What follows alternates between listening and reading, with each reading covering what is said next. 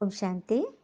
आज प्यारे मीठे भगवान की अव्यक्त मीठी मुरली मंथन की डेट है 14 नवंबर 2021। तो 14 नवंबर चिल्ड्रंस डे, बाल दिवस, बच्चों का दिन। तो चलिए, सबसे बड़े बापू हमारे शिव बाबा हमें समझा रहे हैं, अपने बच्चों को सिखा रहे हैं। टाइटल है वरदाता को राजी करने की सहज विधि क्या है। कितनी बड़ी बात। वरदाता, वर देने वाले भगवान, उनको राजी करने की सहज विधि कौन सी है। चलिए सुनते हैं हम सभी।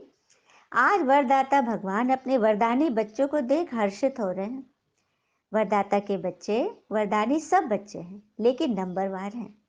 जैसे क्लास में बच्चे, टीचर तो सबको पढ़ा रहा है ना। बच्चे समझने में नंबरवार होते हैं, टीचर में निश्चय करने में नंबरवार होते हैं, मार्क्स लाने में नंबरवार होते हैं, अटेंटिव रहने में नंबरवार होते हैं, प्रेजेंट रहने में नंबरवार होते हैं। हर चीज में नंबरवार है। बुद्धि सबकी नंबरवार होती है। यहाँ भी बाबा कह रहे हैं वरदाता सभी बच्चों को वरदानों की झोली भर भर के देते हैं, फिर भी नंबर क्यों है, फिर भी रैंकिंग क्यों है, बाबा पूछ रहे हैं। वरदाता देने में नंबरवार तो नहीं होते। देखिए, वरदाता के पास अखुट वरदान है, जो जितना लेना चाहे खुला भंडार है। भगवान कह रहे कि मैं देने में तो नंबरवार नहीं हूँ।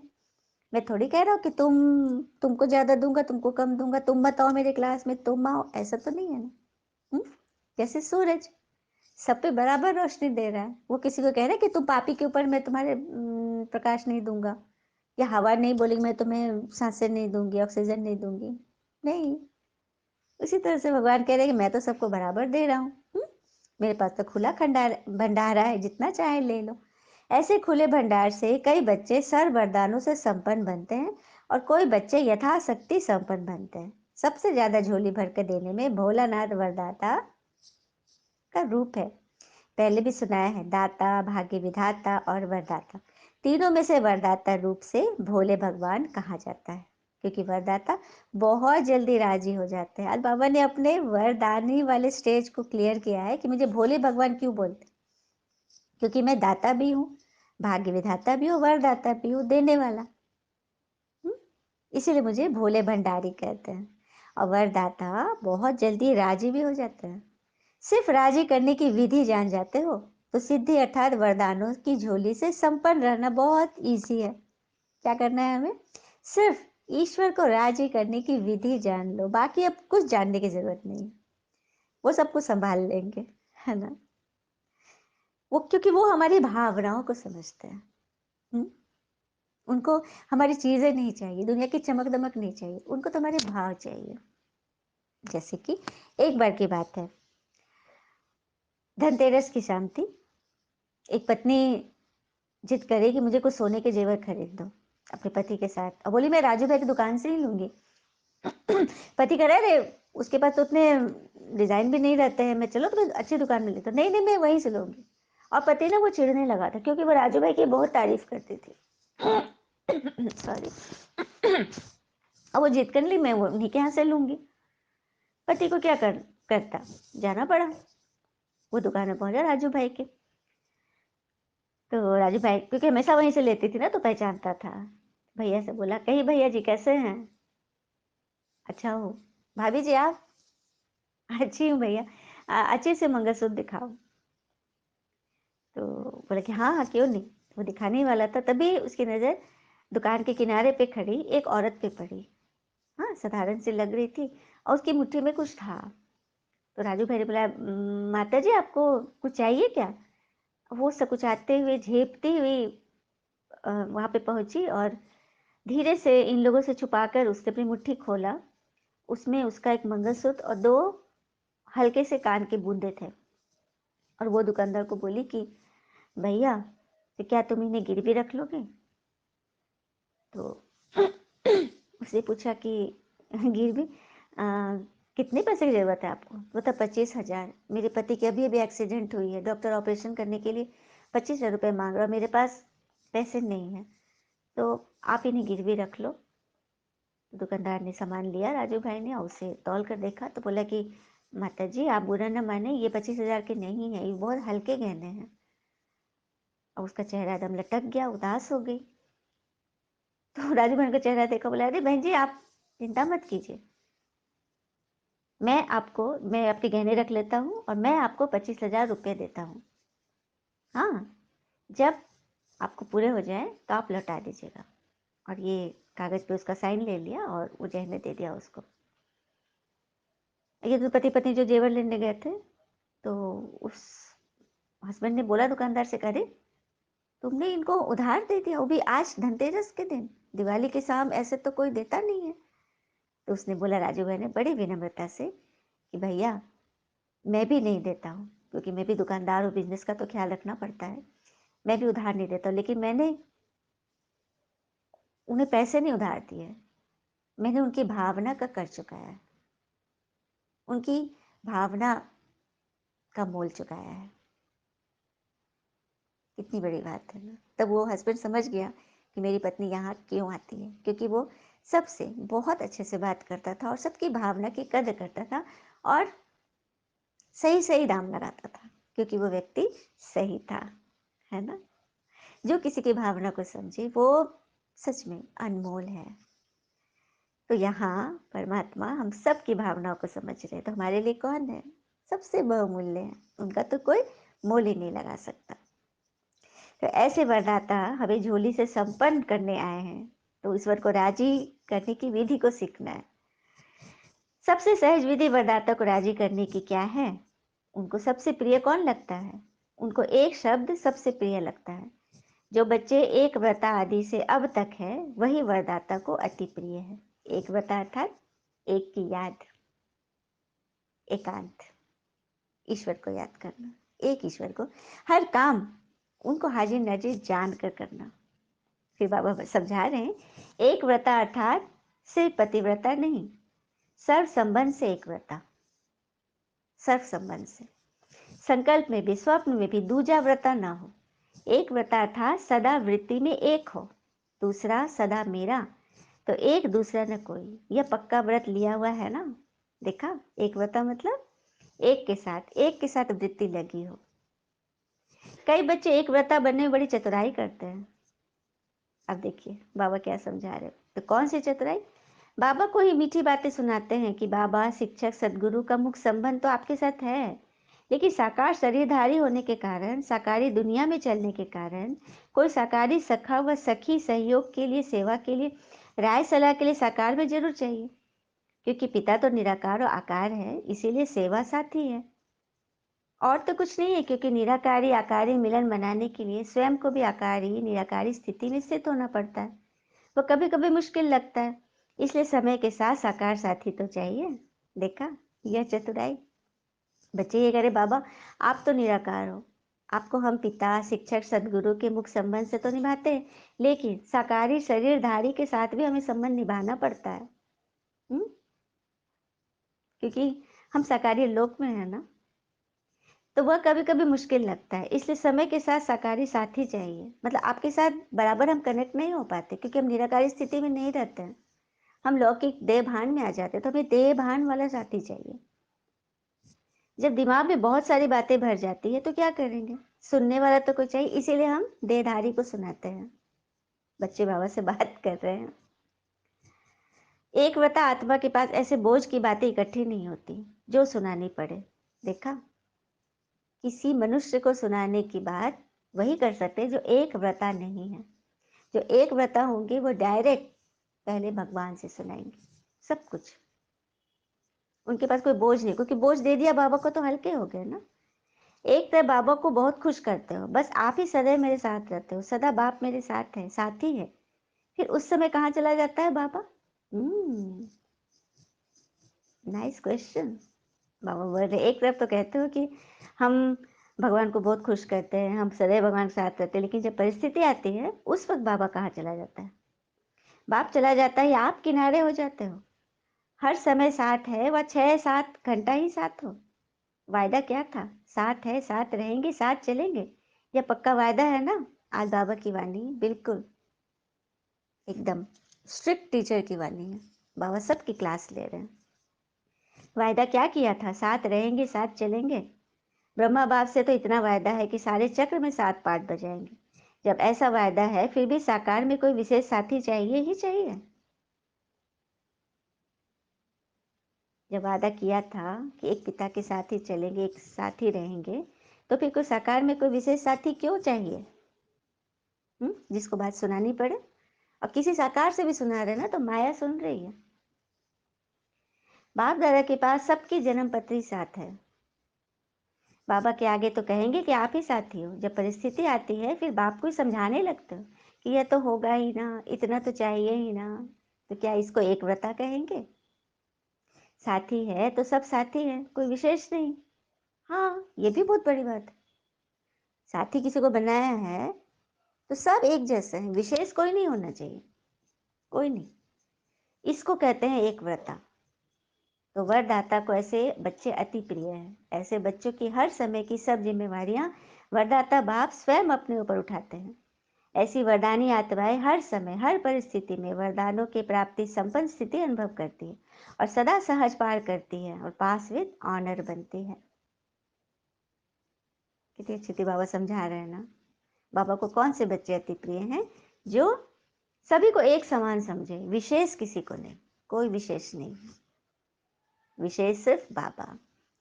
जब वरदाता सर जिम्मेवारी उठाने के लिए एवर रेडी हैं, फिर अपने ऊपर जिम्मेवारी का बोझ क्यों उठाते हो? अपनी जिम्मेवारी समझते हो तब परिस्थिति में पास विद ऑनर नहीं बनते, लेकिन धक्के से पास होते हो। हाँ, सही बात है। जब अपनी जिम्मेवारी समझ लेंगे ना, बोझ अपने सर पे लेंगे, तो फिर चीटिंग से पास होंगे, धक्का दे दे कर चलेंगे। डबल इंजन वाली गाड़ी नहीं कि एक बार स्टार्ट हुई तो बस मंजिल तक पहुंच गए, वैसे नहीं। धक्का दे दे कर चलेंगे, धक्के वाली गाड़ी ठेला गाड़ी बन जाएंगे। किसी के साथ का धक्का जरूर चाहिए, कोई हमें धक्का देकर चलाए।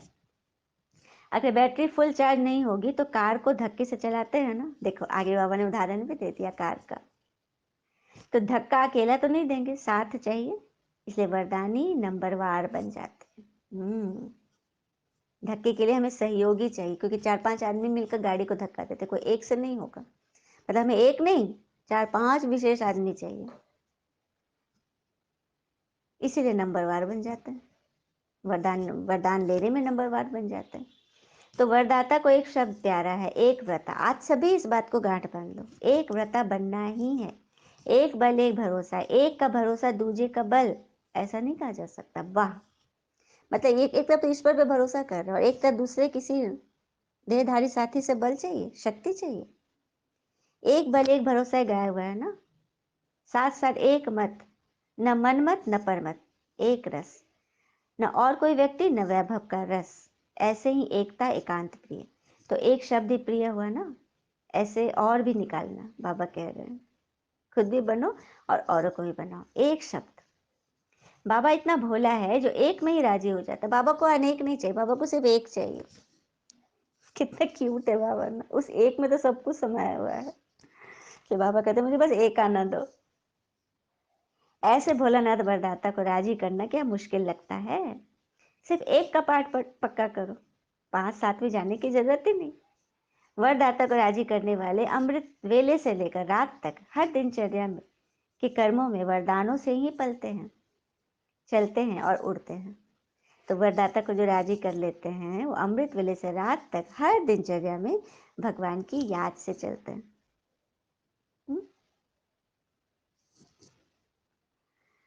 पलते हैं, उड़ते हैं। ऐसे वरदानी आत्माओं को कभी कोई मुश्किल चाहे मन से चाहे संबंध संपर्क से अनुभव नहीं होगी। हर संकल्प में, हर सेकंड, हर कदम में वरदाता और वरदान सदा समीप सम्मुख अनुभव होगा। देखा? तो कौन से बच्चे को हर सेकंड, हर कदम में, हर संकल्प में, हर कदम में वरदाता भगवान का अनुभव होगा? उन बच्चों को जो सदा अमृत वेले से लेकर रात तक हर दिनचर्या में भगवान को साथ रखते हैं, उनकी याद से पलते हैं, श्रीमत पे चलते हैं, उड़ते हैं। वो ऐसे अनुभव करें जो साकार में बात कर रहे हैं, भगवान से बातें कर रहे हैं। उनको मेहनत अनुभव नहीं होगी। ऐसी वरदानी आत्मा को एक विशेष वरदान प्राप्त होता है, जो वह निराकार आकार को जैसे साकार अनुभव कर सकते हैं। देखा? ये विशेष वरदान चाहिए कि नहीं चाहिए? बाबा ने विशेष वरदान दे दिया कि जो अमृत वेले से लेकर रात तक हर दिनचर्या में मुझे साथ रखते, एक व्रत, एक बल, एक भरोसा, एक मत से चलते हैं, उनको हर कदम में निराकार साकार रूप में दिखेगा। ऐसे वरदानियों के आगे हुजूर सदा हुजूर है। किसी भी आत्मा, किसी मनुष्य में उसे निराकार दिखेगा, ऐसा अनुभव होगा। वैसे तो ऐसे वरदानी बच्चों के आगे हुजूर सदा हाजिर है। सुना वरदाता को राजी करने की विधि और सिद्धि तो सेकंड में कर सकते हो ना, सिर्फ एक में दो नहीं मिलाना। बस फिर सुनाएंगे एक के पाठ का विस्तार। एक नंबर बस याद रखना, 2 नंबर नहीं। फिर बाबा कह रहे वरदाता के पास सभी बच्चों के चरित्र भी है तो चतुराई भी है। रिजल्ट तो सारी बाप दादा के पास है ना, चतुराई की बातें भी बहुत इकट्ठी है। नई नई बातें सुनाते हैं, सुनते रहते हैं। सिर्फ बाप दादा नाम नहीं लेते इसीलिए समझते हैं बाबा को मालूम नहीं पड़ता। बाबा कह रहे कोई चतुराई भी करते हैं, बाबा नाम नहीं लेते मुरली में, इसीलिए समझते हैं ना कि बाबा को थोड़ी ना मालूम पड़ता है। लेकिन बाबा सबको देखते हैं, फिर भी बाबा सबको चांस देते रहते हैं। बाबा समझते हैं बच्चे रियल समझ से भोले हैं, तो ऐसे भोले नहीं बनो। ऐसे भोले नहीं बनो कि भगवान कुछ नहीं समझ रहा है। बोला बाबा सब समझ रहे। फिर बाबा कह रहे अच्छी रिजल्ट है तो सदा ही सेवा की सफलता में वृद्धि होनी ही है। मतलब जब तुम्हारी रिजल्ट अच्छी है, सब कुछ तुम नियम प्रमाण कर रहे हो, श्रीमत अनुसार कर रहे हो, तो सेवा में तो सफलता होगी ही। सब बच्चों को सदा सहज चलने की सिद्धि को प्राप्त करने के लिए सहज युक्ति जो सुनाई, इसी विधि को सदा प्रयोग में लाना। बाबा कह रहे जो तुम्हें विधि बताया उसको सदा प्रयोग में लाना। सदा एक के पाठ हर कदम में साकार रूप में लाने वाले बच्चों को बाबा की नमस्ते, और हम बच्चों की भी प्यारे बाबा को नमस्ते। फिर बाबा ने कहा जितना सभी को पिता का प्यार बांटते हो उतना ही प्यार का भंडार बढ़ता जाता है। जैसे हर समय प्यार की बरसात हो रही ऐसे अनुभव होता है ना। एक कदम में प्यार दो और बार बार प्यार लो। सबको प्यार ही चाहिए, ज्ञान तो सुन लिया ना। तो एक ऐसे बच्चे को है जिनको प्यार चाहिए और दूसरों से जिनको शक्ति चाहिए, तो क्या सेवा की। वाह क्या बात है। बाबा कह रहे कि आप देने वाले बच्चे हो, आपको चाहिए चाहिए नहीं करना है कि मुझे तो चाहिए, प्यार चाहिए, शक्ति चाहिए, तो ये सेवा नहीं है। किसको प्यार दिया, किसको बाप की शक्ति दिलाई, यह सेवा है। ज्ञान के राजों को तो जान गए हो ना। अभी चाहिए उन्होंने उमंग उत्साह सदा बना रहे, वो नीचे ऊपर होता है। जिसको अभी भी चाहिए चाहिए लगा है वह ऊपर नीचे उनकी स्थिति होगी। इसलिए बाबा कह रहे एक रस। फिर बाबा बोले सभी महान आत्माएं बन गए हो ना। हुँ? तो जितना नीचे गिरे उतना अभी ऊंचा उठ गए। इसीलिए कहते हैं ब्राह्मण अर्थात ऊंची चोटी। जो ऊंचाई का स्थान होता है उसको चोटी कहते हैं। पहाड़ों की ऊंचाई को भी चोटी कहते हैं। तो यह खुशी है कि क्या से क्या बन गए। पांडवों को ज्यादा खुशी है या शक्तियों को, बाबा पूछ रहे। मतलब माताओं को ज्यादा मैंने खुशी है कि भाइयों को। फिर बाबा कह रहे कि कई ऐसे कहते हैं क्रोध तो नहीं है, थोड़ा जोश आ जाता है, तो वह क्या हुआ, वह भी क्रोध का ही अंश हुआ। तो पांडव विजयी हैं अर्थात बिल्कुल संकल्प में भी शांत, बोल और कर्म में भी शांत। संकल्प, बोल और कर्म में भी शांत, वही क्रोध मुक्त है। फिर बाबा कह रहे ब्राह्मण जीवन में लास्ट जन्म होने के कारण शरीर से चाहे कितने भी कमजोर है या बीमार है, चल नहीं सकते। लेकिन मन की उड़ान के लिए पंख दे दिए। शरीर नहीं चल सक रहा लेकिन मन तो उड़ सक रहा है ना। तो उसके लिए क्या करना है, प्रशंसा चाहे कितनी भी कर दो, किसी की प्रशंसा चाहे कितनी भी कर दो, मगर अपमान सोच समझ कर करना। क्योंकि ये ऐसा ऋण है जो हर कोई अवसर मिलने पर ब्याज सहित चुकाता है। इसीलिए अटेंशन। मन सबका दुरुस्त है ना, शरीर में तंदुरुस्त नहीं, लेकिन मन तो बीमार नहीं ना। शरीर तंदुरुस्त नहीं है लेकिन मन तो बीमार नहीं है ना। तो मन सबका पंखों से उड़ने वाला हो। पावरफुल मन की निशानी सेकंड में जहां चाहो वहां पहुंच जाए। ऐसे पावरफुल हो या कमजोर पंख है, मन को जब उड़ना आ गया, प्रैक्टिस हो गई, तो सेकंड में जहां चाहे वहां उड़ सकता है। अभी बेसाकार वतन में अभी परम धाम में 1 सेकंड की रफ्तार। तो ऐसी तेज रफ्तार है, सदा अपने भाग्य के गीत गाते उड़ते रहो। सदैव अमृत वेले अपने भाग्य की कोई न कोई बात स्मृति में रखो। अनेक प्रकार के भाग्य मिले हैं, अनेक प्रकार की प्राप्ति हुई है, यह सब सोचना है। बाबा कह रहे हैं हमेशा मुझसे बातें करो। कोई भी बात आए ना, दुख आए, रोना आए, मेरे पास आ जाओ। कहीं भी रहो, ऐसा नहीं कि बाबा रूम में ही जाकर करना है, कहीं भी बैठे हो, कनेक्ट हो जाओ, 10 आदमी के बीच में रहकर भी कनेक्ट होकर उनसे मन ही मन बातें करो, बड़ा मजा आएगा, साकार की फीलिंग आएगी, यही तो बाबा कह रहे हैं। अच्छा, तो बाबा ने वरदान दिया, कैचिंग पावर द्वारा अपने असली संस्कारों को कैच कर उनका स्वरूप बनने वाले शक्तिशाली भव। कैचिंग पावर द्वारा अपने असली संस्कारों को कैच कर उनका स्वरूप बनने वाले शक्तिशाली भव। पुरुषार्थ का मुख्य आधार कैचिंग पावर है। जैसे साइंसदान बहुत पहले के साउंड को कैच करते हैं, ऐसे आप साइलेंस की शक्ति से अपने आदि दैवी संस्कार कैच करो। इसके लिए सदैव यही स्मृति रहे कि मैं यही था और फिर बन रहा हूं। तो आदि संस्कार कौन से हमारे? देवी देवता वाले। उन संस्कारों को साइलेंस की शक्ति से कैच करो। जितना हम योग करेंगे ना, हर संकल्प बोल कर्म में पवित्र रहेंगे, स्वच्छ रहेंगे, तो उन संस्कारों को कैच करेंगे। यही स्मृति रहे कि मैं तो यही थी और यही बन रही हूँ। जितना उस संस्कारों को कैच करेंगे उतना उसका स्वरूप बनेंगे। 5000 वर्ष की बात इतनी स्पष्ट अनुभव में आए जैसे कि कल की बात हो। अपनी स्मृति को इतना श्रेष्ठ और स्पष्ट बनाओ, तब शक्तिशाली बनेंगे। आई बात समझ में? कैसे हम असली संस्कारों को कैच करेंगे? तो सदा ये स्मृति रहे कि मैं सत्युग की देवी थी, देवता थी, देव थी, और फिर मुझे वैसा बनना है। ऐसी बातें जैसे लगा कि अभी की बात है। स्लोगन, ब्राह्मण जीवन का श्वास खुशी है, शरीर भल चला जाए लेकिन खुशी न जाए। शरीर भल चला जाए। कल की मंथन में था ना कि अपना बेटा को कुछ हुआ तो कितना दुख होता है, एकदम हम गिर जाते हैं।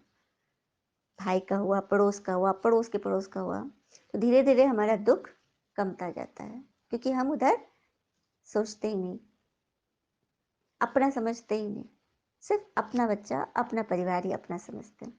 तो ये बहुत बड़ा मोह है। सब कुछ टेम्पररी इस दुनिया में, कुछ भी कभी भी हो सकता है, और हर कुछ कार्मिक अकाउंट के तहत होता है। कर्मों का लेखा जोखा है। विश्वास करो और खुश रहो। ओम शांति। शुक्र मीठे बाबा, वो बाबा के प्यारे प्यारे बच्चे। थैंक यू बाबा। All is well always. ओम शांति।